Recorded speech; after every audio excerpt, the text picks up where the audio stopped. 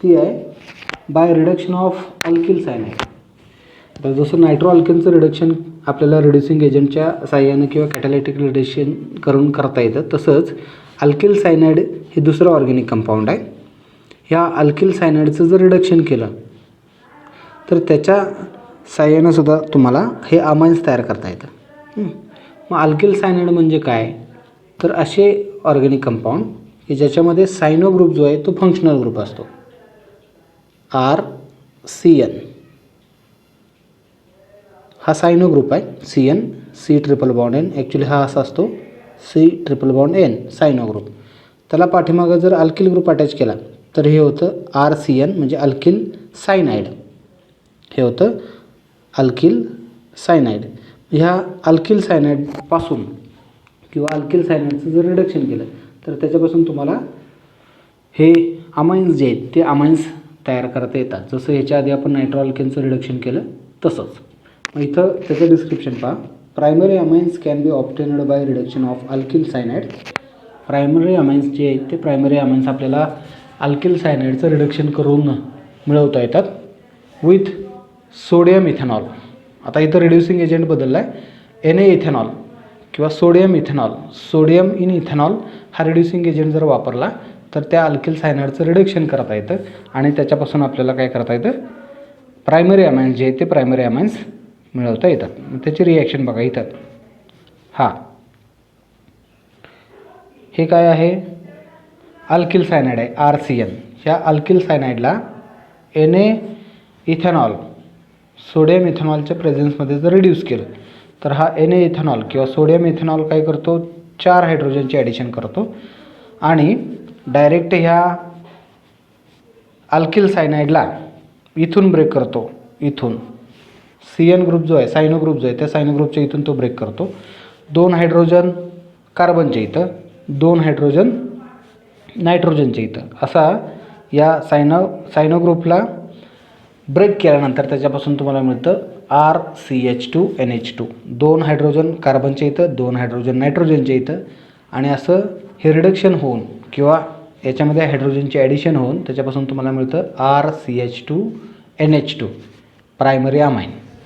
असं तुम्हाला काय मिळतं इथं, प्रायमरी अमाइन जे ते प्रायमरी अमाइन मिळतं. इथं फक्त रिड्युसिंग एजंट कुठला वापरला आहे, तर रिड्युसिंग एजंट आहे हा Na ethanol, sodium in ethanol. Sodium आणि इथेनॉल यांचं मिक्सचर रिड्युसिंग एजंट म्हणून वापरलेलं आहे. वेगळा रिड्युसिंग एजंट इथं वापरला आहे.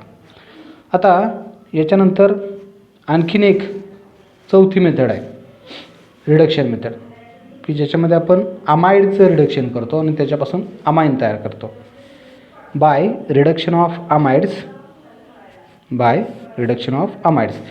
तर जसं नायट्रो अल्केनचं रिडक्शन केल्यानंतर आपल्याला अमाइन मिळतं, अल्किल सायनाइडचं रिडक्शन केल्यानंतर अमाइन मिळतं. त्याच प्रकारे आणखीन एक ऑर्गॅनिक कंपाऊंड आहे ज्याला आपण अमाइड्स असं म्हणतो. मग अमाइड्स म्हणजे काय, तर असे ऑर्गॅनिक कंपाऊंड ज्याच्यामध्ये CONH2 हा फंक्शनल ग्रुप असतो, ज्याच्यामध्ये CONH2 हा फंक्शनल ग्रुप असतो. मग याचं रिप्रेझेंटेशन काय झालं अमाइडचं, RCONH2.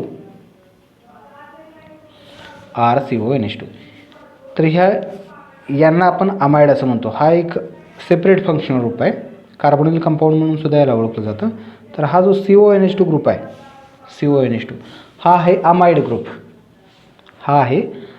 ग्रुप. मग याचं जर रिडक्शन केलं तर याचं रिडक्शन केल्यानंतर यातला हा जो कार्बोनिल ग्रुप आहे, हा कार्बोनिल ग्रुप काय होतो,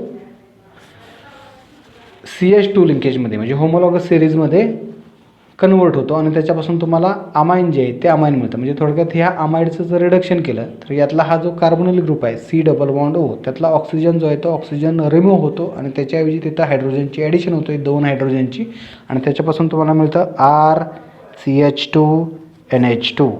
त्याच्यापासून मिळतं RCH2NH2 म्हणजे इथं जे वरती तयार झाले ते प्रायमरी अमाइन. तर थोडक्यात ह्या अमाइडचं जर रिडक्शन केलं तर त्याच्यापासून तुम्हाला हे प्रायमरी अमाइन जे आहे ते प्रायमरी अमाइन काय करता येतं, तयार करता येतं. मग ते कशा प्रकारे तयार करता येतं, तर त्याचं डिस्क्रिप्शन इथं खाली दिलेलं आहे. काय आहे याचं डिस्क्रिप्शन, तर पहा, amides on reduction with lithium aluminium hydride. इथं रिड्युसिंग एजंट कुठला वापरला पहा, हा LiAlH4 याचं नाव आहे लिथियम ॲल्युमिनियम हायड्राईड. मग ह्या अमाइडचं जर लिथियम ॲल्युमिनियम हायड्राईड या रिड्युसिंग एजंटच्या प्रेझेन्समध्ये रिडक्शन केलं तर त्याच्यापासून आपल्याला अमाइन्स जे आहेत ते अमाइन्स मिळतात with same number of carbon atom. Same number of carbon atom असणारं अमाइन जे आहे ते अमाइन आपल्याला इथं मिळतं या अमाइडपासून. आता त्याचं हे झालं डिस्क्रिप्शन. आता त्याची रिॲक्शन पहा. फॉर एक्झाम्पल RCONH2 हे काय आहे तर अमाइडचं रिप्रेझेंटेशन आहे. RCONH2 हे अमाइड आहे. या अमाइडचं आपण रिडक्शन करतो आहे in presence of lithium aluminium hydride LiAlH4. Lithium aluminium हायड्राईडच्या प्रेझेन्समध्ये ह्या अमाइडचं जर रिडक्शन केलं तर हा लिथियम ॲल्युमिनियम हायड्राईड त्याच्यामध्ये 4 हायड्रोजनची काय करतो ॲडिशन करतो. ह्याच्यामध्ये 4 हायड्रोजनची ॲडिशन करतो. अर्थात ते 4 हायड्रोजन तो कुठे ॲड करतो तर इथं हा जो कार्बोनिल ग्रुप आहे तो कार्बोनिल ग्रुप काय करतो तो ब्रेक करतो. हा लिथियम ॲल्युमिनियम हायड्राईड अमाइडमधला कार्बनच्या इथं 2 हायड्रोजन, कार्बनच्या इथं 2 हायड्रोजन आणि नायट्रोजनच्या इथं 2 हायड्रोजन. कार्बनच्या इथं हायड्रोजन कुठं ॲड करतो तो कार्बनच्या इथं 2 हायड्रोजन तो ॲड करतो आणि 2 हायड्रोजन इकडं. म्हणजे थोडक्यात इथं हा जो कार्बोनिल ग्रुप आहे या कार्बोनिल ग्रुपला हा LiAlH4 जो आहे तो ब्रेक करतो. इथं 2 हायड्रोजन H2 आणि इथं 2 हायड्रोजन. मग 2 हायड्रोजन इथं ॲड झाले तर हा होईल RCH2NH2. RCH2NH2 म्हणजे अमाइन. आणि राहते काय तर हा वरती जो ऑक्सिजन आहे कार्बोनिल ग्रुपमधला तो ऑक्सिजन जो बाहेर पडला आहे तो ह्या 2 हायड्रोजन बरोबर कंबाईन होतो आणि असा H2O वॉटर मॉलिक्यूल जो आहे H2O तो वॉटर मॉलिक्यूल इथं बाय प्रॉडक्ट म्हणून बाहेर पडतो.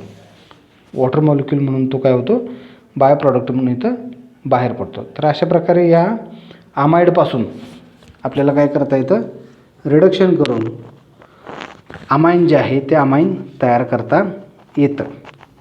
ठीक आहे. हीच रिॲक्शन जर तुम्हाला सांगायची झाली ही आत्ताची तर ती अशी सुद्धा सांगता येईल. पहा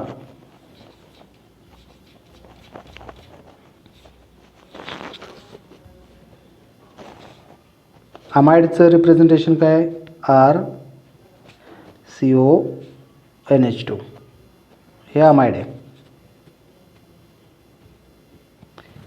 बरोबर. त्याचं रिडक्शन करायचं आहे आपल्याला. मग ही रिॲक्शन अशी सुद्धा लिहिता येते RC≡ONH2 बरोबर. हे अमाइड आहे.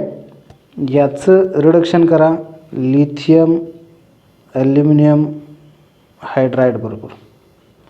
मग लिथियम ॲल्युमिनियम हायड्राईडच्या प्रेझेन्समध्ये या अमाइडचं जर रिडक्शन केलं तर हा लिथियम ॲल्युमिनियम हायड्राईड काय करतो 4 हायड्रोजनची ॲडिशन करतो ना. 4 हायड्रोजनची ॲडिशन करतो. म्हणजे तो कुठून तर हा LiAlH4 या अमाइडला इथून ब्रेक करतो. पहा इथून 2 हायड्रोजन इथं आणि 2 हायड्रोजन इथं असं 4 हायड्रोजनची याच्यामध्ये ॲडिशन केली तर त्याच्यापासून सुरुवातीला बघा 2 हायड्रोजन जे इथं आपण ॲड केलेले आहेत इथं वरच्या बाजूला तर त्याच्यापासून सुरुवातीला मिळतो RCH2. हा R हा कार्बन आणि हे 2 हायड्रोजन असं CH2 आणि हा NH2 प्रायमरी अमाइन प्लस इथं खाली राहते काय हे 2 हायड्रोजन आणि हा बाहेर पडलेला ऑक्सिजन असा H2O. असा H2O जो आहे तो H2O इथं मिळतो.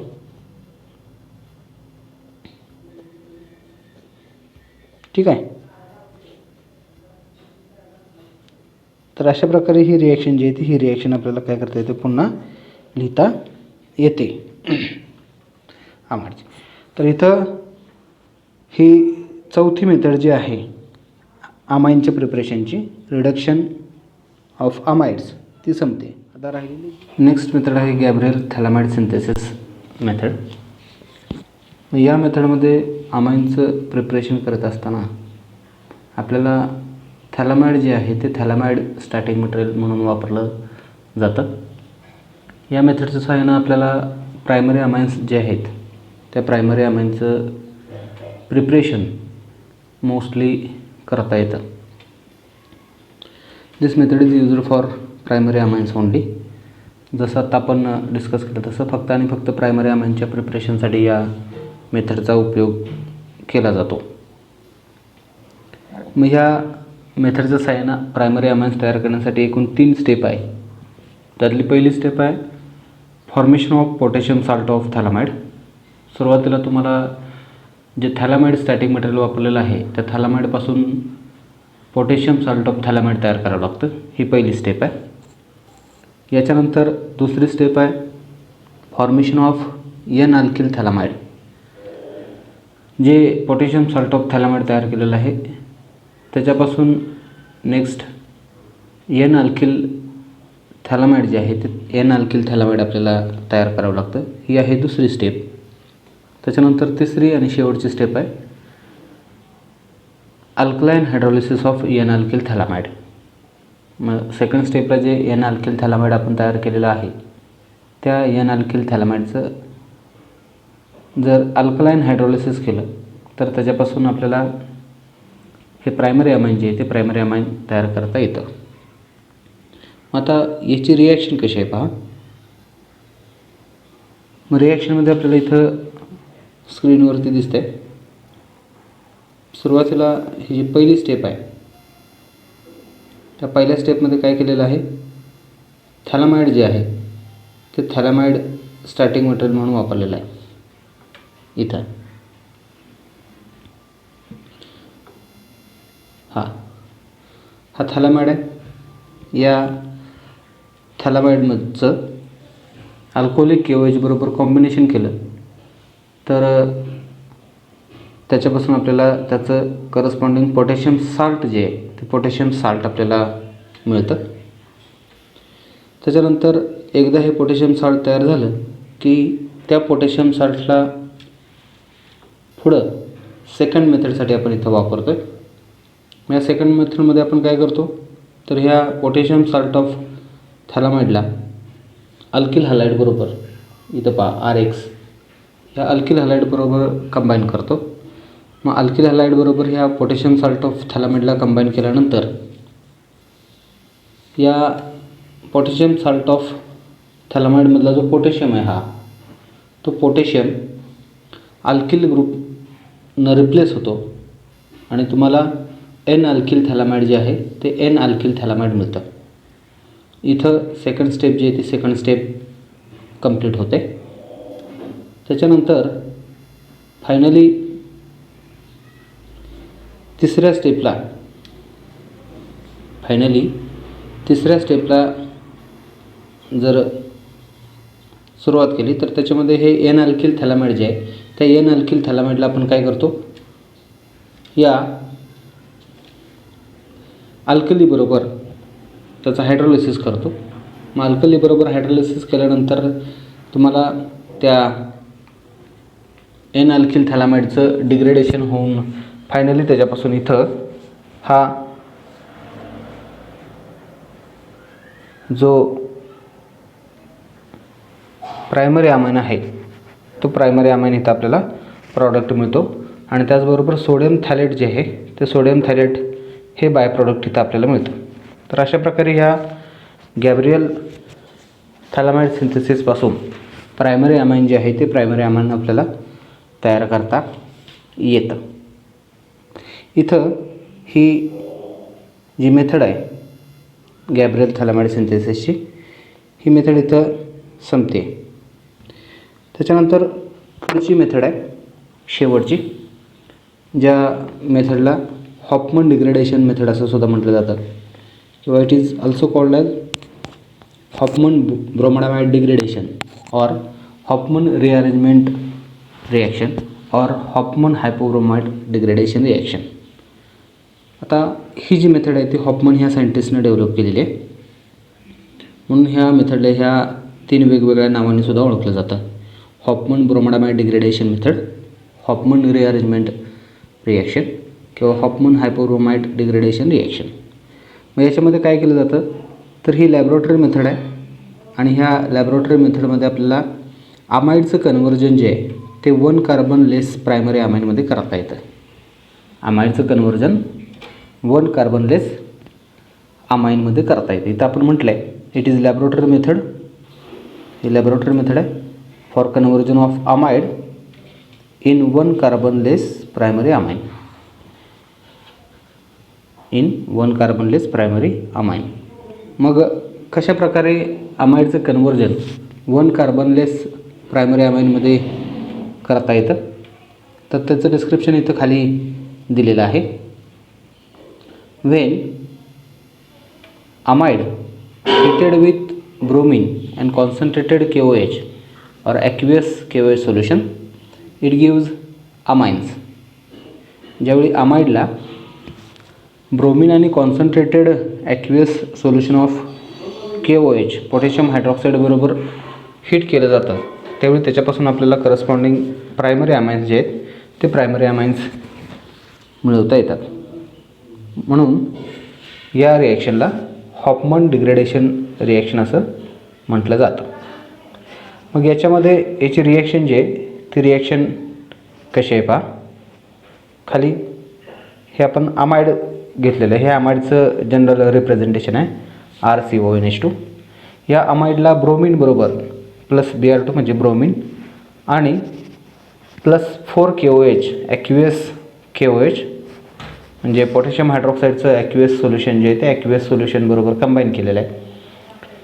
तर ह्या अमाइडला ब्रोमिन आणि ॲक्वियस पोटॅशियम हायड्रॉक्साईड सोल्युशन बरोबर जर हीट केलं तर हा जो अमाइड आहे ह्या अमाइडमधला जो अमाइड ग्रुप आहे हा CONH2 हा अमाइड ग्रुप अर्थात डिकम्पोज होतो, ब्रेक होतो. त्यातला हा जो अमाइडमधला NH2 ग्रुप आहे तो अल्किल ग्रुपला अटॅच होतो आणि सुरुवातीला तुम्हाला इथं मिळतं RNH2 प्रायमरी अमाइन. त्याच्यानंतर हा बाहेर पडलेला जो कार्बोनिल ग्रुप आहे हा या कार्बोनिल ग्रुपबरोबर ह्या पोटॅशियम हायड्रॉक्साईडमधले 2 पोटॅशियमचे आयन आणि एक ऑक्सिजन कंबाईन होऊन त्याच्यापासून K2CO3 हे पहिलं बाय प्रॉडक्ट मिळतं. त्याच्यानंतर राहिलेल्या 2 पोटॅशियम आयनबरोबर हे ब्रोमिन जे आहे ते ब्रोमिन कंबाईन होतात आणि ट्वाईस KBr हे दुसरं बाय प्रॉडक्ट मिळतं आणि राहिलेले हायड्रोजन्स आणि ऑक्सिजन जे आहेत या अल्कोहोलिक KOH मधले ते कंबाईन होतात आणि फायनली त्याच्यापासून वॉटर मॉलिक्यूल हे तिसरं बाय प्रॉडक्ट जे आहे ते तिसरं बाय प्रॉडक्ट इथं आपल्याला मिळतं. अशा प्रकारे या अमाइडचं डिग्रेडेशन टोटल डिग्रेडेशन होऊन हिटिंग केल्यानंतर त्याच्यापासून हे प्रायमरी अमाइन जे आहे ते प्रायमरी अमाइन आपल्याला इथं मिळतं. म्हणून ह्या मेथडला हॉफमन डिग्रेडेशन मेथड असं म्हटलं जातं. मग त्याचं एक्झाम्पल इथं आपण खाली घेतलेलं आहे. खाली एक्झाम्पलमध्ये इथं ॲसेटामाइड हे पहिलं अमाइड घेतलेलं आहे CS3CONH2. या ॲसेटामाइडला ब्रोमिन आणि अल्कोहोलिक KOH बरोबर कंबाईन केलेलं आहे आपण. मग ह्या ॲसेटामाइडला ब्रोमिन आणि अल्कोहोलिक KOH बरोबर कंबाईन केलं तर हा ॲसेटामाइडमधला अमाइड ग्रुप जो आहे हा CONH2 तो ब्रेक होईल आणि या मिथिल ग्रुपला अमाइन ग्रुप अटॅच होईल आणि तुम्हाला CS3NH2 मिथिल अमाइन जे आहे ते मिथिल अमाइन मिळेल. त्याच्यानंतर राहिलेले हे bye product as it is twice KBr plus K2CO3 plus twice H2. तर अशा प्रकारे ह्या हॉफमन ब्रोमाडामाइड डिग्रेडेशन मेथडच्या साहाय्यानं प्रायमरी अमाइन जे आहेत ते प्रायमरी अमाइन्स आपल्याला लॅबमध्ये काय करता येतात, तयार करता येतात.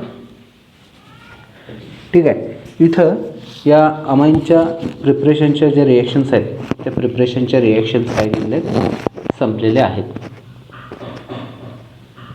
याच्यानंतर या मेथडचा उपयोग काय तर this method is also used for stepping down the series of organic conversions. बऱ्यापैकी ऑर्गॅनिक कन्व्हर्जन्स जे आहेत ते ऑर्गॅनिक कन्व्हर्जन्स करत असताना एस्पेशली कार्बोनिल कंपाऊंडचं वेगवेगळ्या ऑर्गॅनिक कंपाऊंडमध्ये कन्व्हर्जन करत असताना स्टेपिंग डाऊन जे आहे ते स्टेपिंग डाऊन करण्यासाठी या मेथडचा उपयोग केला जातो. This method is also used for stepping down the series in organic conversion. Organic कन्व्हर्जनच्या ज्या वेगवेगळ्या सिरीज आहेत त्या ऑर्गॅनिक कन्व्हर्जनच्या वेगवेगळ्या सिरीजमध्ये स्टेप डाऊन करण्यासाठी, म्हणजे डायरेक्टच अमाइड जे आहे त्या अमाइडपासून अमाइन जे कार्बोनिल ग्रुप टोटली वगळून त्याच्यापासून अमाइन तयार करण्यासाठी ह्या मेथडचा उपयोग जनरली केला जातो.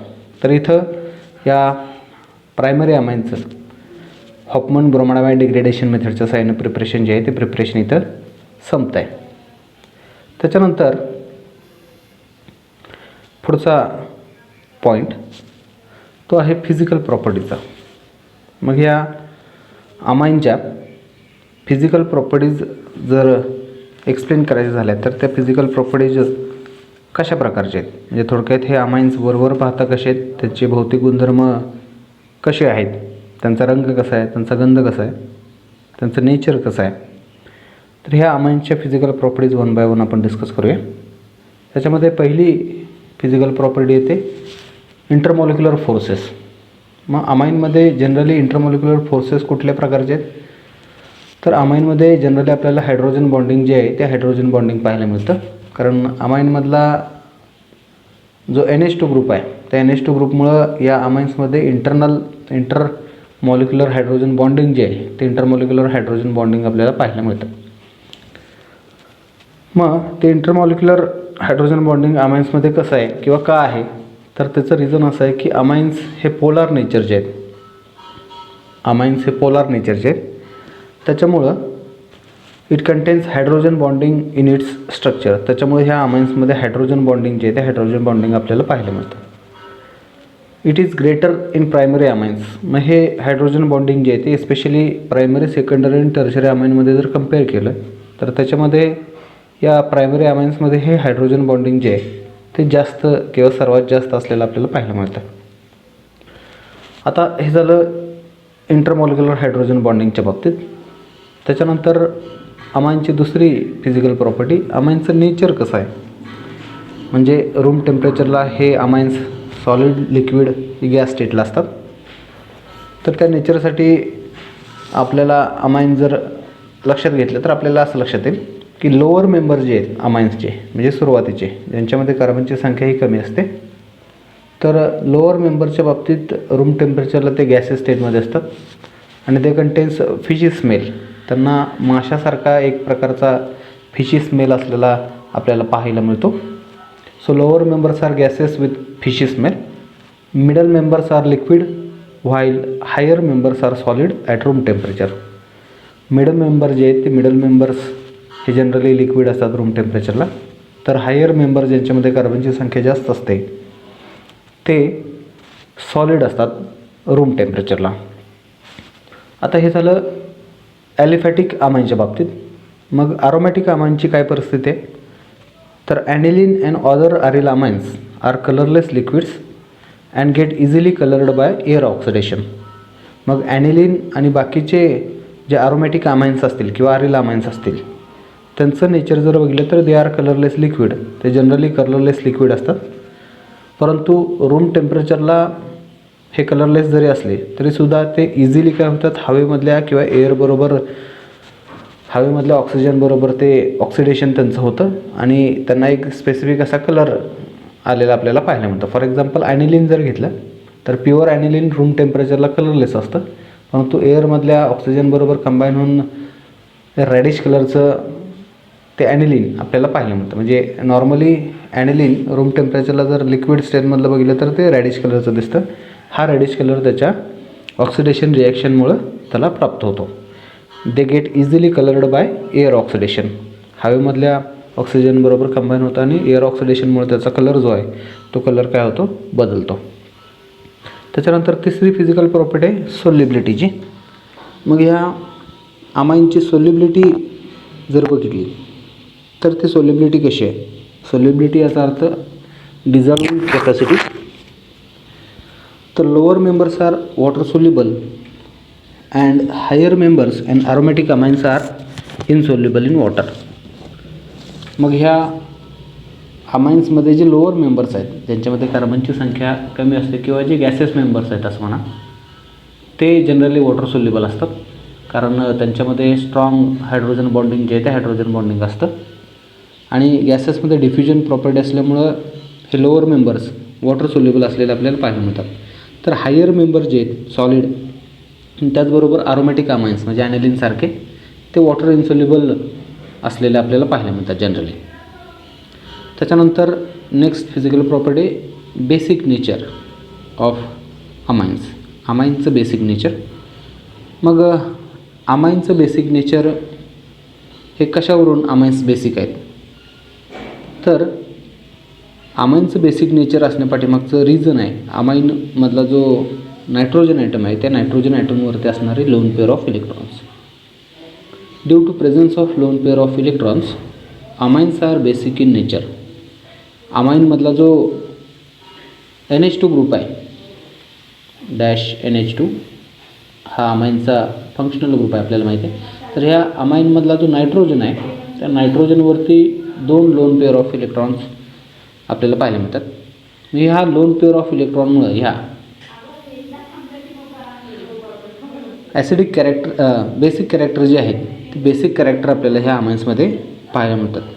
Due to presence of lone pair of electrons amines are basic in nature. त्याच्यामुळं अमाइनचं नेचर जे आहे ते बेसिक नेचर असलेलं पाहायला मिळतं. मुळातच अमोनिया हा बेसिक नेचरचा आहे आपल्याला माहिती आहे. त्याच्यामुळं त्याचे हे डेरिव्हेटिव्ज आहेत अमाइन्स, प्रायमरी असेल, सेकंडरी असेल किंवा टर्शरी असेल. त्याच्यामुळं हे अमाइन्ससुद्धा बेसिक नेचरचे आहेत. त्याचं रिझन त्या अमाइनमधल्या नायट्रोजनवरती असणारे लोन पेअर ऑफ इलेक्ट्रॉन्स.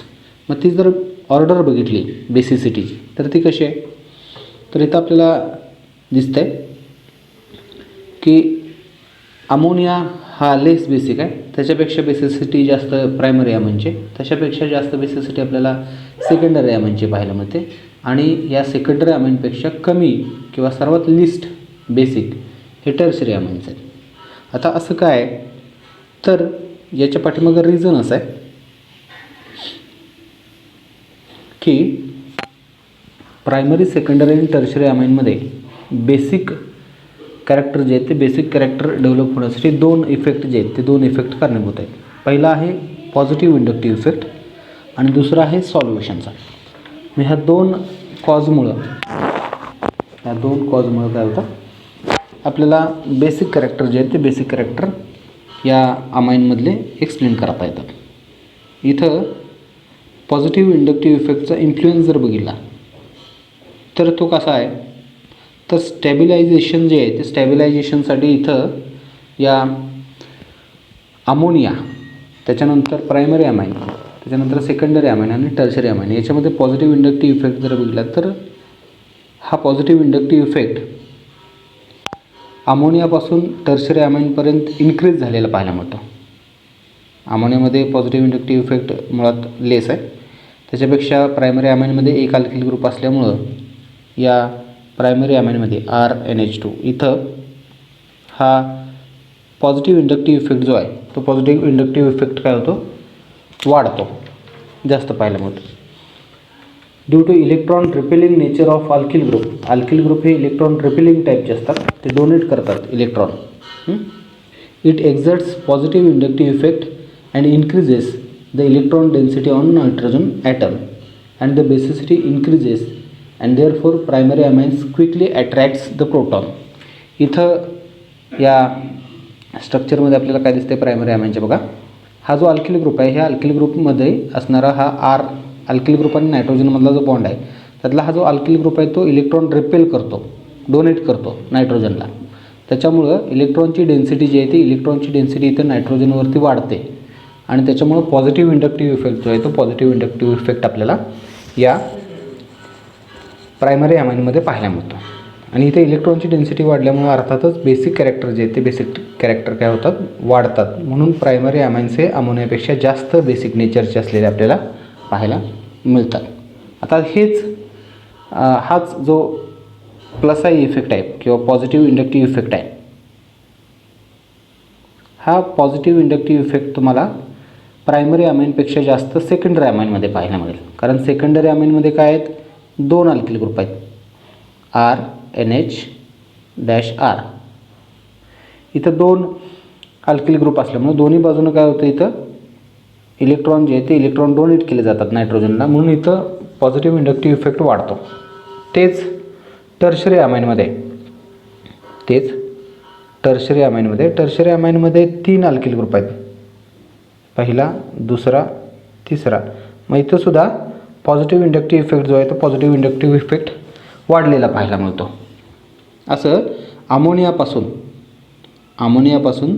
तो टर्शरी अमाइनपर्यंत, अमोनिया ते टर्शरी अमाइनपर्यंत हा पॉझिटिव्ह इंडक्टिव्ह इफेक्ट इन्क्रीज झालेला आपल्याला पाहायला मिळतो. तर त्याच्यामुळं हे बेसिक कॅरेक्टर जे आहेत ते बेसिक कॅरेक्टर काय होतात, वाढत जातात. हे पहिलं रिझन आहे. आता दुसरं रिझन काय, तर इन्फ्लुएन्स ऑफ सॉल्युशन. आता सॉल्युशन म्हणजे काय, तर आपल्या सगळ्यांना माहिती आहे की अमाइन्स ज्यावेळी वॉटरमध्ये डिझॉल्व होतात, when amines are dissolved in water they undergo hydration through hydrogen bonding. ते काय करतात, अमाइन्स वॉटरमध्ये डिझॉल्व झाल्यानंतर वॉटरमधल्या हायड्रोजन ग्रुपबरोबर ते हायड्रोजन बॉन्डिंग जे आहे ते हायड्रोजन बॉन्डिंग काय करतात, फॉर्म करतात. मग हायड्रोजन बॉन्डिंगमुळं तिथं एक एनर्जी जे आहे, एनर्जी हायड्रेशन किंवा हायड्रेशन एनर्जी येते, हायड्रेशन एनर्जी तिथे जनरेट होते. Now greater the extent of hydrogen bonding in protonated amines more will be its stabilisation. मग जसं जसं हायड्रेशन एनर्जी वाढेल तसं त्याचं स्टॅबिलायझेशन जे आहे ते स्टॅबिलायझेशन काय होतं, वाढत जातं. Consequently greater will be the tendency of amines to change into cation and greater will be the strength of corresponding amines. मग इथं अमाइनची स्ट्रेंथ जी आहे ती स्ट्रेंथ काय होत जाते, ह्या सॉल्युशननं वाढत जाते. मग इथं या सॉल्युशनचा जो इफेक्ट आहे तो सॉल्युशनचा इफेक्ट मात्र आपल्याला इथं उलटा पाहायला मिळतो, पॉझिटिव्ह इंडक्टिव्ह इफेक्टचा उलटा. अमोनियामध्ये सॉल्युशन हे सर्वात जास्त असतं, त्याच्या खालोखाल कमी किंवा त्याच्यापेक्षा कमी प्रायमरी अमाइनमध्ये, त्याच्यापेक्षा कमी सेकंडरी अमाइनमध्ये आणि सर्वात कमी टर्शरी अमाइनमध्ये. कारण टर्शरी अमाइनमध्ये काय असतं, हायड्रोजन जो आहे तो हायड्रोजन अब्सेंट असतो, त्याच्यामुळे तिथं हायड्रोजन बॉन्डिंग जे आहे ते टर्शरी अमाइनमध्ये आपल्याला पाहायला मिळते. तर प्रायमरी, सेकंडरी, टर्शरी अमाइनमध्ये सॉल्युशन जे आहे ते सॉल्युशन उलट्या बाजूनं होतं, म्हणजे टर्शरी अमाइनकडून वाढत जातं अमोनियापर्यंत, आणि पॉझिटिव्ह इंडक्टिव्ह इफेक्ट जो अमोनियापासून टर्शरी अमाइनपर्यंत काय होत जातो, वाढत जातो.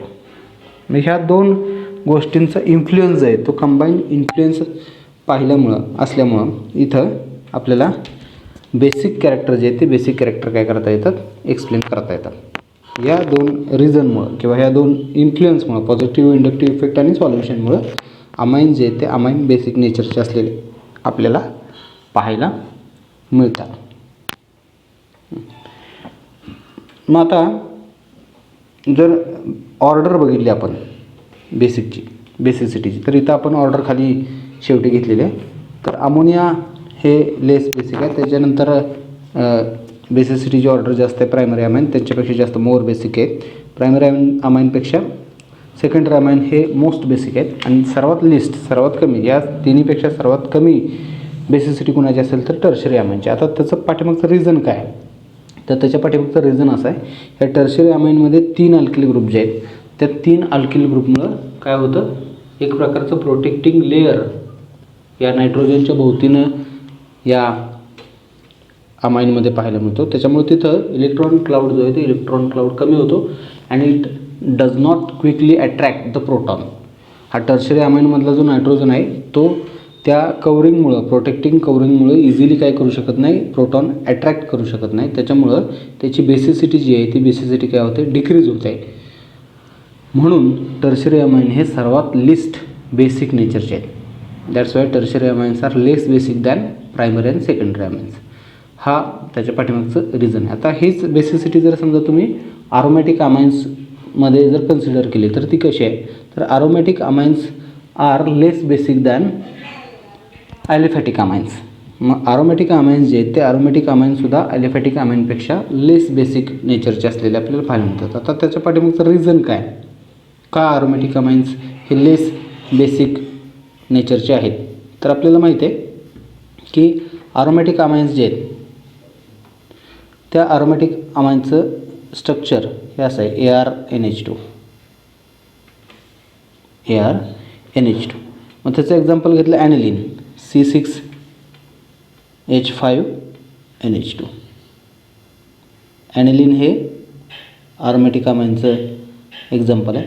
मग या ॲनिलीनच्या बाबतीत हे ॲनिलीन हे लेस बेसिक आहे than the aliphatic amines. Aliphatic amines म्हणजे बाकीचे जे ओपन चेन असणारे अमाईन्स आहेत त्याच्यापेक्षा ॲनिलीनची बेसिसिटी कमी असते किंवा ते लेस बेसिक आहे. त्याचं रिझन काय तर अरोमॅटिक अमाईन्समध्ये स्टेबिलिटीसाठी रेझोनन्स इफेक्ट जो आहे तो रेझोनन्स इफेक्ट पाहिला जातो. इयत्ता 11वीमध्ये आपण तो बघलेला आहे. तर त्या रेझोनन्समध्ये निगेटिव्ह रेझोनन्स जो आहे तो निगेटिव्ह रेझोनन्स इथं आपल्याला ह्या ॲनिलीनमध्ये पाहायला मिळतो. ह्या ॲनिलीनमधला हा जो अमाईन ग्रुप आहे NH2 हा इलेक्ट्रॉन विड्रॉईंग टाईपचा आहे. It is electron विड्रॉईंग type group. हा इलेक्ट्रॉन विड्रॉईंग टाईपचा असल्यामुळे निगेटिव्ह रेझोनन्स जो आहे तो निगेटिव्ह रेझोनन्स इथं या ॲनिलीनमध्ये स्टेबिलिटीसाठी आपल्याला पाहायला मिळतो. ह्या निगेटिव्ह रेझोनन्समुळे होतं काय तर it decreases the availability of electron. इलेक्ट्रॉनची अवेबिलिटी जी आहे ती इलेक्ट्रॉनची अवेबिलिटी डिक्रीज होते and hence decreases the basicity. आणि त्याच्यामुळं ह्या ॲनिलीनमध्ये इलेक्ट्रॉनची अवेबिलिटी जी आहे ती अवेबिलिटी कमी झाल्यामुळं अर्थातच बेसिसिटी जी आहे ती बेसिसिटीसुद्धा काय होते डिक्रीज होते due to resonating structures in aniline. ह्या ॲनिलीनमधल्या ह्या रेझोनेटिंग वेगवेगळ्या रेझोनेटिंग स्ट्रक्चरमध्ये जर तुम्ही पाहिलं तर त्याच्यामध्ये तुम्हाला हा निगेटिव्ह कॅरेक्टर जे आहे ते निगेटिव्ह कॅरेक्टर डिक्रीज झालेले पाहायला मिळतात. त्याच्यामुळं अर्थातच बेसिसिटी जी आहे ती बेसिसिटी काय होत जाते डिक्रीज होत जाते. That's why aromatic amines are less basic in nature than corresponding aliphatic amines. त्याच्यामुळे हे अरोमॅटिक अमाईन्स जे आहेत ते अरोमॅटिक अमाईन्स हे लेस बेसिक नेचरचे आहेत दॅन करस्पॉन्डिंग ॲलिफॅटिक अमाईन्स. हे ॲलिफॅटिक अमाईन्सपेक्षा हे अरोमॅटिक अमाईन्स किंवा ॲनिलीन हे वीक बेस म्हणून ओळखलं जातं. तर इथं ह्या अमाईन्सच्या फिजिकल प्रॉपर्टीज जे आहेत ते फिजिकल प्रॉपर्टीज संपत आहेत.